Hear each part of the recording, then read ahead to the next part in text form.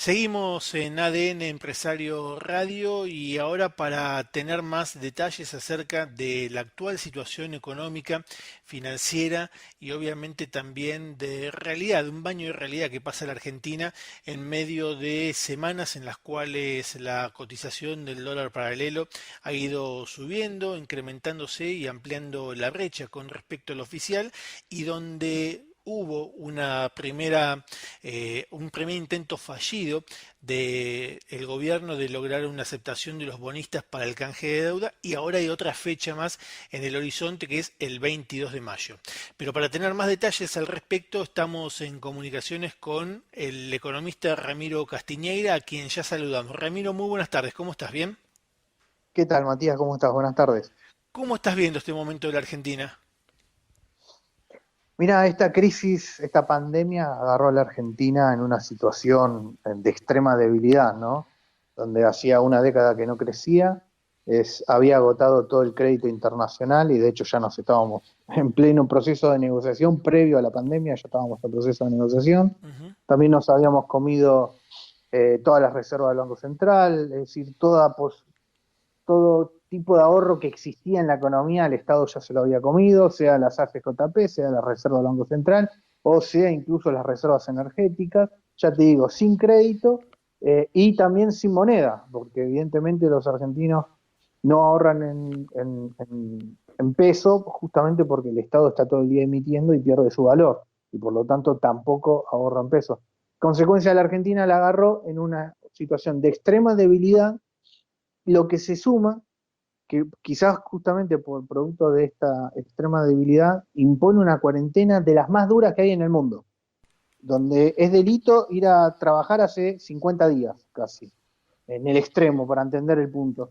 Lo que nos llevó a que Argentina va a tener, por sus debilidades y por la cuarentena, una de las mayores caídas de PBI que se va a observar por esta pandemia, y ya te estoy advirtiendo que la caída del PBI de abril va a dar cerca de 18% interanual y quizás un poco más. Es decir, vamos a redondear a 20% interanual de caída, lo que es, y con esto resumo, termino, lo que es, para que tengan una idea, son dos 2001 juntos, para que vean el frenazo en el nivel de actividad, ¿no? Es impresionante porque justamente te iba a pedir si tenías ya algún detalle, algún dato respecto de ese porcentaje, pero la verdad que es impactante ponerlo en ese contexto porque evidentemente cuando vemos la cantidad de personas que han fallecido por el COVID-19, decimos, bueno, 305 hasta el día de hoy, es un cromañón y medio, digamos, ¿no? Para darle dimensión a la gente de que sepa lo que es, o son 6 accidentes de 11, por ejemplo. Ahora, en términos económicos, lo que vos acabas de describir es literalmente dramático también. Estamos hablando de 2001, dijiste. Exactamente. Y acá todo lo que se destruya, porque bueno, nosotros en 50 días estamos destruyendo la economía. A ver, el frenazo económico es los primeros 15 días, los primeros 20 días de la cuarentena, hasta te lo puedo entender.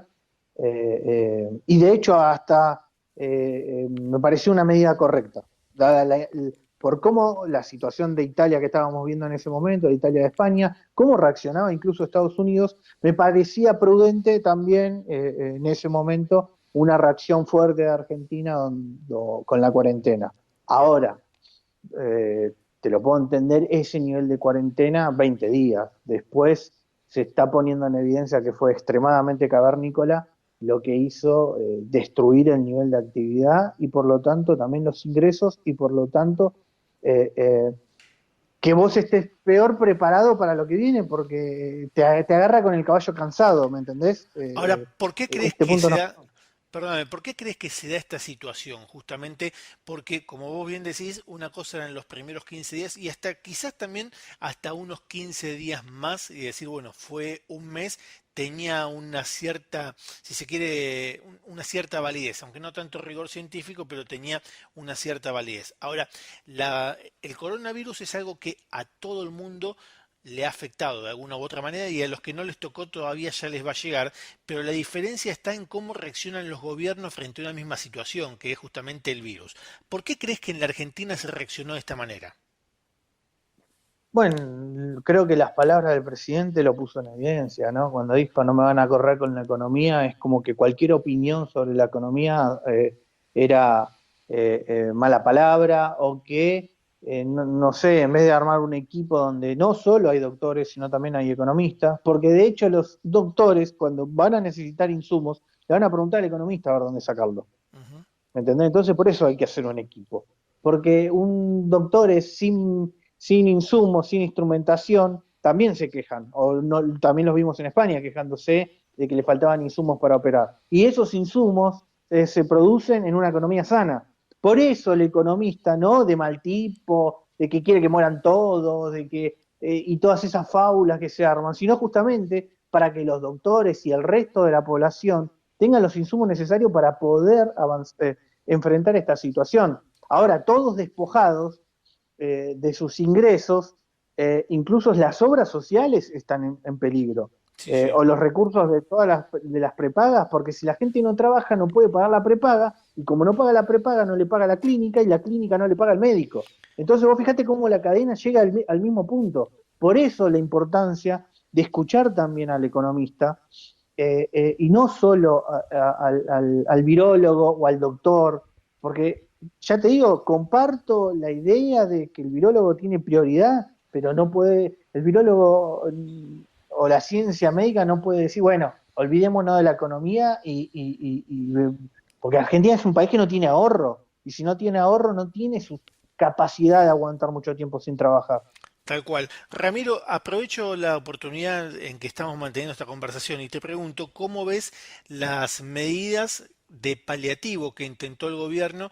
Por lo menos en los primeros días intentó tener un reflejo de decir, bueno, dentro de las necesidades que hay que cubrir, voy para un lado. Y en ese lado se focalizó en los sectores más vulnerables, como lo llama habitualmente, donde bajó con el IFE y con otras políticas que fueron justamente de entregar dinero a los más necesitados. Pero ¿qué pasa con los otros sectores? Porque acá da la sensación que la cuarentena y la afectación del virus es solamente para algunos sectores a los que se los pudo ayudar y para otros no. ¿Es así? ¿Estás viendo esto de esta manera o es una visión equivocada? No, no, es tal cual como vos marcás, pero producto de que el Estado argentino es un Estado que no tiene plata.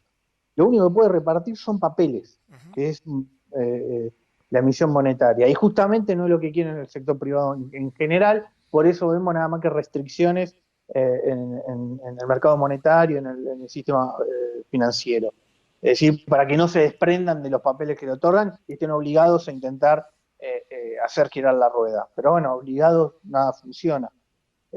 Pero bueno, acá el punto también es, obviamente el Estado está para ayudar al que lo necesita, pero no se puede dar vuelta llevar eso al extremo, porque el Estado no puede aguantar a todos, ¿me entendés? No le puede decir quédense a todos en sus casas porque yo les pago el salario a todos, porque es mentira eso, es Ujú. conceptualmente mentira, ¿me entendés? Es el sector privado el que aguanta al sector público mediante el pago de impuestos. Ahora, no demos vuelta a esta ecuación. El sector público no puede aguantar al sector privado, sino que es el sector privado el que aguanta al sector público. Eh, eh, entonces, ¿a dónde voy? Es que nos metemos en una trampa directo si creemos de que el Estado va a poder pagarle los ingresos absolutamente a todos. No se puede. Directamente no se puede. Está Entonces, claro. a esa situación, si no se sale de la cuarentena, por eso los países buscan hacer el equilibrio de ayudar a los necesitados, pero el resto que siga funcionando su economía, porque el Estado si no, no tiene, no solo porque no los puede aguantar, sino tampoco porque no pagan impuestos y por lo tanto no puede ayudar a los necesitados. Sí. Por eso esa vuelta, vos fíjate que siempre terminamos en un perro que se muerde la cola, o bueno, cómo es la dinámica donde necesitamos que el sector privado trabaje para que pague impuestos y el Estado pueda responder al resto de la sociedad, o por lo menos a lo que tiene necesidad. Está claro. Acá nomás en la región hay distintos ejemplos de cómo han reaccionado justamente los gobiernos. Uruguay ha tenido una postura en la cual ha decidido sostener con el pago de hasta el 80% del salario de sus trabajadores, contemplando que el otro 20% casi casi que no hace falta porque la persona no sale de su casa, no tiene demasiados gastos. Paraguay ha tenido una postura donde inició mucho antes que la Argentina el confinamiento y el resultado que le ha dado, aunque no se habla mucho de Paraguay, es que tiene apenas 1.5 muertos por millón de habitantes, con lo cual es el más bajo justamente de la región. Y Brasil, que es el gran cuco, por lo menos mostrado de los medios de comunicación, tiene más de 11.000 muertos, pero hoy dialogando con un economista, con Santiago Pérez, que vive en Río de Janeiro desde hace 8 años, nos decía, la situación en Brasil es que va camino a deflación este año, que el Banco Central de Brasil ha bajado la tasa al mínimo histórico del 3% y que además también lo que se está viendo es que tiene posibilidad de endeudarse porque la deuda del Brasil, el 90% es en reales. ¿Cómo puede ser que sea tan dispar la región? Y acaba la pregunta, Ramiro, teniendo en cuenta que casi casi estamos muy vinculados a Brasil desde el comercio exterior y es justamente nuestra locomotora para el COMEX, para la Argentina, pero que tengamos estas asimetrías tan importantes que hoy nos distancian mucho más a un país de otro. Bueno, Brasil tomó la decisión de no solo no frenar la economía, ¿no? Directamente como que no pasaba nada. Y bueno, está pagando las consecuencias. No, es como que en la región tenemos los dos extremos. La Argentina que es directamente apagó la economía y dijo métanse todos en sus casas.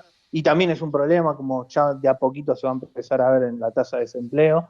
Y en el otro extremo, si querés, a Brasil, o algo también que había hecho México, es a esto no es nada, hagan toda vida normal. Es cierto. Creo que Angela Merkel en su momento, yo creo que cuando le avisó a la población de que iban a enfrentar el mayor desafío después de la Segunda Guerra Mundial, lo dijo con mucha tranquilidad, dijo, bueno, esto va a ser un desafío muy importante, donde el 70% de la población va a tener contacto con el virus antes de fin de año, Ujú. por lo tanto, le dijo, buscó achicar lo máximo posible todo tipo de impacto en la economía y las medidas fueron, bueno, test masivos para todo el mundo para poder contener la velocidad de propagación del virus. Para que sea el objetivo de los test masivos en Alemania, busca esto, de que el aplanar la curva no sea por cuarentena cavernícola, sino por testeo masivo. Porque cuando te da uno positivo, lo aislás para que no siga contagiando. Ujú. Argentina, como no tiene la capacidad, y toda Latinoamérica no tiene la capacidad de hacer testeo masivo, no a esa escala por lo menos, bueno, llevó a que encontremos otro tipo de respuesta y donde, si querés, ahí viene ya Chile y Uruguay, que Uruguay sí intentaron hacer esto que hizo Alemania, de no cerremos toda la economía, no frenemos toda la economía, apuntemos a intentar aplanar la curva, aislando solo el que contagia, y para aislar solo el que contagia hay que hacer testeo masivo. Argentina, como no hace testeo masivo, es muchachos todos en casa porque no tengo ni idea quién contagia. Pero Claro. en este de todos en casa, también es los sanos que no salen a laburar, en lo cual hace, ya te digo, que el conflicto y la caída del nivel de PBI que va a tener Argentina va a ser de las más grandes, va a ser, para que tengas una idea, va a ser como el epicentro de lo que va a sufrir España e Italia con 1.000 muertos diarios que llegaron. Nosotros vamos a tener caídas del PBI similar como en el centro de la crisis del COVID. Para que tengamos una idea de lo que vamos a observar, van a ser caídas del PBI de 20 puntos del PBI, mientras que quizás Chile y Uruguay tienen del 8, 7. Nosotros 20 como si hubiésemos tenido 1.000 muertos diarios. Esa es la gran diferencia y eso también se paga, porque Impresionante. es fácil, como una copa que se rompe, es fácil perder los empleos, pero es muy difícil empezar a recuperarlos. No es que esto no es en B, porque Argentina al comerse el ahorro, mucha clase media para mantener su pyme se va a comer el ahorro y después cuando quiera reactivar no tiene más ahorro, no tiene capacidad de emprender nuevamente. Entonces Claro. ahí vamos a ver el daño que le hicimos a la economía por la cuarentena cavernícola.